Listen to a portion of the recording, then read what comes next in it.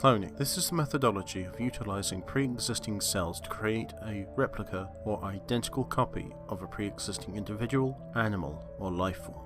It is this methodology, this advanced scientific methodology, that was used by the United Systems military to clone Ellen Ripley.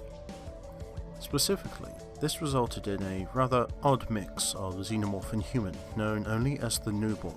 The soft-skinned, childlike creature viewed Ellen 8, the 8th variant of the Ellen Ripley clone series, as its mother.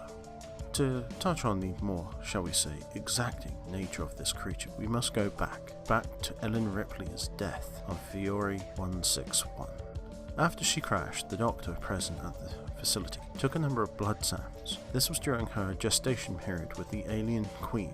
At the time, there was no viable theories about how xenomorph embryos were being developed. Most automatically assumed that the facehuggers transferred an embryonic structure to the host, and this thus developed into a drone or queen.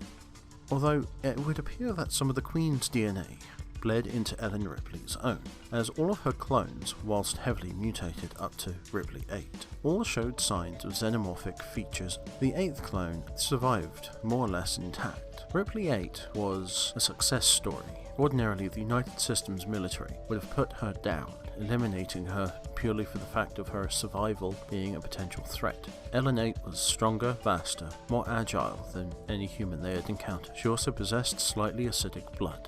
The xenomorph queen embryo that was removed from Ripley 8 was in fact also hybridized to a certain degree due to the cloning process. This resulted in it having a secondary reproductive cycle. Essentially, once it completed egg laying, it developed a secondary stage, a womb. This was Ellen Ripley's gift to the xenomorph, and it was the xenomorph queen's downfall. The embryonic creature that was formed within soon burst out, standing at a considerable height, possessing a considerable strength. The xenomorph-human hybrid, known as the newborn, recognized that Ellen Ripley was its mother, and that the xenomorph queen was not. It thus eliminated the xenomorph queen with prejudice. There are many humanoid traits within this newborn creature. As said before, its skin is soft and malleable, very much like a human's, although it seems to be sweating a thick oozing substance. There appears to be no inner jaw, instead of that a long prehensile tongue.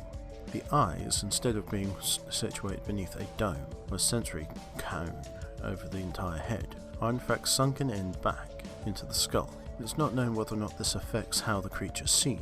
The surviving crew of the Aruga and the Betty do in fact make it off the ship prior to the Aruga's destruction on Earth. However, the newborn did successfully manage to make it on board. Unfortunately, it caused the death of several individuals on board. Ripley unfortunately also had to take the creature's life.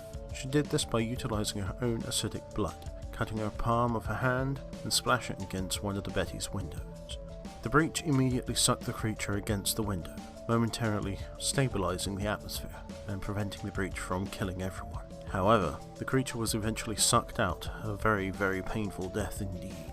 After the ship made it to the Earth, it's not known whether or not Ripley 8 in fact reintegrated into human society along with the crew of the Betty, or continued exploration in an attempt to find all xenomorph traces and eliminate it with extreme prejudice. This data file was constructed by fragmented information gathered from the USS Aruga as well as the renegade starship Betty. All information contained within this information file. There is some confirmable information, and I hope you found this informative. Thank you very much for watching this video, ladies and gentlemen. This is Wayland Jutani, R&D, signing out.